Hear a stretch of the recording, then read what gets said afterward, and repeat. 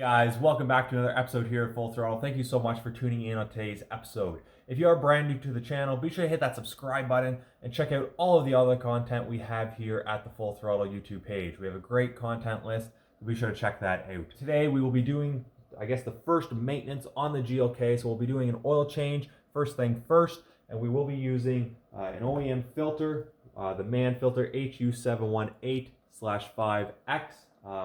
I'll leave a link to where I purchased these products. I got that from Rock Auto. FCP Euro's another great, fantastic site to use to get your parts. Otherwise, guys, this is going to be a very quick episode on how to change your oil on really any M272 engine, specifically the GLK, but this process is exactly the same for all of those engine models. So let's dive into it, guys. Let's get this job done and get this thing back on the road. All right, guys, first thing first we're going to do is pop the hood.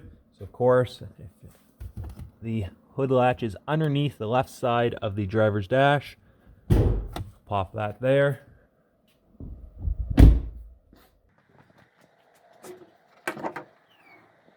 All right, guys, and there we go. So we have the M272, the V6. We also have to do spark plugs as well on this engine. So be sure to stay tuned for that episode coming real soon. Otherwise, guys, I'm just going to show you a few things. We have the oil filler cap here. This is where you're going to add your oil, of course. And then underneath here, we have the oil filter. So I'm just going to set up the camera here real quick. And we're going to pop off this engine cover. Very simple. No special tools are required. As soon as I can get this camera set up, guys, there we go. So all you're going to do is pull up from the front first. And then there's two latches on the back. So you can see here, basically two clips. There's a clip there, and I'm actually missing the metal clip there. But there's just two plastic tabs that click in, and then we have the ball mounts down below in the rubber grommets. So it's that simple, guys, to remove that. Sit that up above. Do apologize on the dirty engine. We definitely need to do a full detail on this, as I mentioned in the introduction video of the GLK. Next step, guys, is to show you guys where the oil filter is. So the oil filter is actually above the engine, in case you guys aren't aware of that. It's not below like most vehicles do. If you're familiar with Mercedes, this will not be a surprise to you. But basically, this should not be very tight. It's supposed to be about 25 Newton meters. But as you can see, you can take it off right by hand normally. If not, depending on who installed or who did the oil change last, you may need an oil filter wrench, and I'll leave a link down in the description below on where you can purchase that as well. Otherwise, guys, I always like to kind of remove that first. That way the engine can easily drain once we remove the drain plug, and I'll always loosen the oil filler cap as well. Next step after doing that is going to raise the vehicle up so you can get underneath to remove the belly pan and the drain plug on the engine. So always be sure to use your proper jacking precautions, safety precautions, while lifting a vehicle, and before you crawl underneath, make sure everything is stable. And please always use jack stands for your safety, guys. It's very important. As well as always use the OEM jacking points. So on the Mercedes, you always have the rubber jack points on each side of the rocker, front and rear, both sides. And then on most majority newer models of the Mercedes, you have a center jack point also.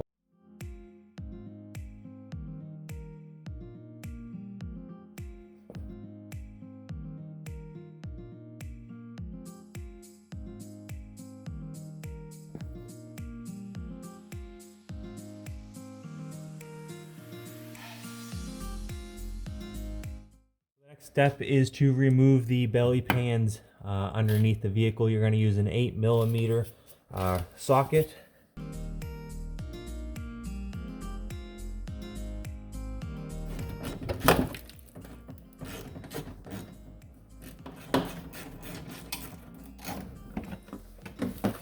You have the middle belly pan removed. You're going to locate your oil drain plug. Then we're going to come in here with our drain catch basin or pan, and then you're going to need a 13mm wrench or ratchet socket with a ratchet. Then we're going to loosen this off.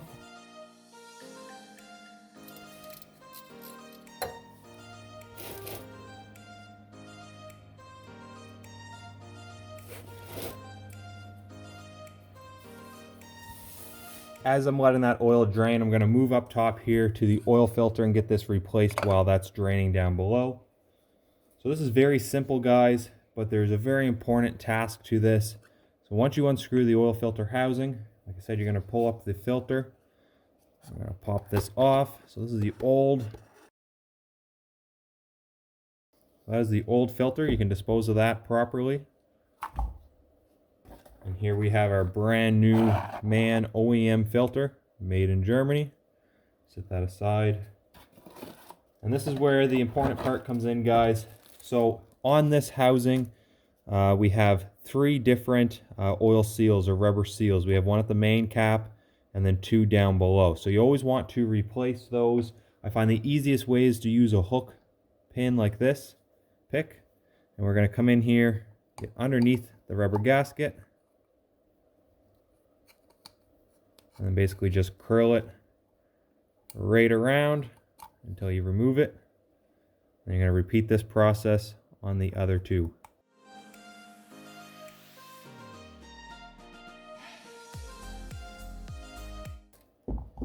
At this point, we can open up our brand new seals.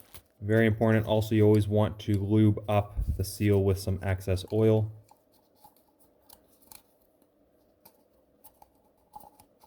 And then reinstall into the proper channel. And just like that, we have all the seals replaced. At that point, you can now take your brand new filter and install into the housing. As you can see, we have 2 marks. And you want to ensure the filter snaps in until it hits the second mark. Once that is done, you can reinstall into the filter housing and then torque to 25 Newton meters. Down underneath the vehicle and reinstall the drain plug.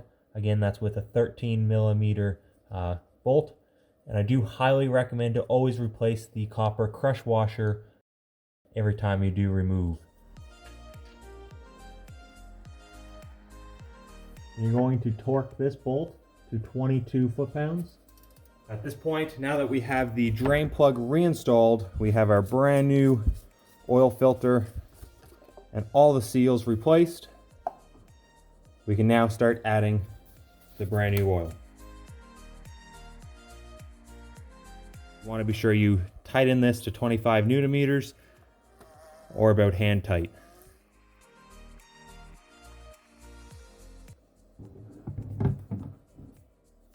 So that was 5 liters of oil that we've added.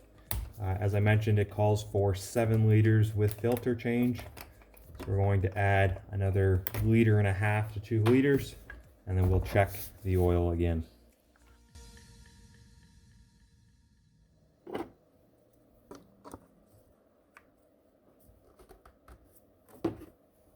At that point, you can now reinstall the engine cover.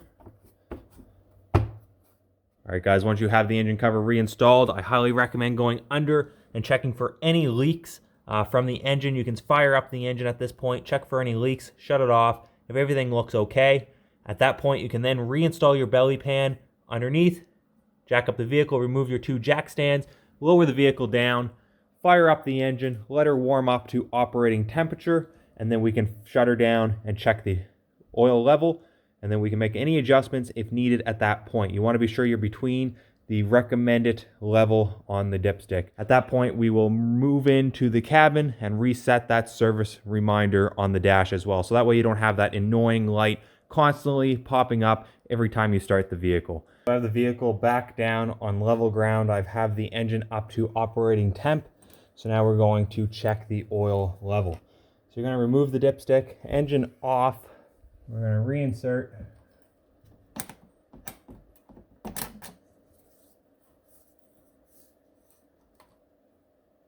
Wait a few seconds, and then remove.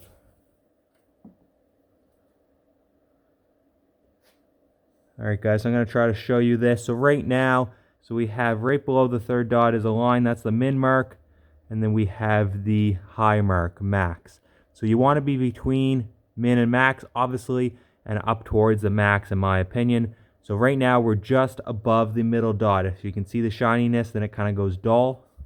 In my opinion, guys, this is more than acceptable level to run. but I will be adding probably half a liter to this and then rechecking the oil level and topping it off. I want to be up towards that high dot, but again guys, you want to be very careful. You do not want to be above max. If you are around the same level that I'm at and you want to add a little bit more, just do it in very small quantity until you're at the proper level. Again guys, it's very important to ensure your vehicle is on a level surface and the engine oil is up to operating temp.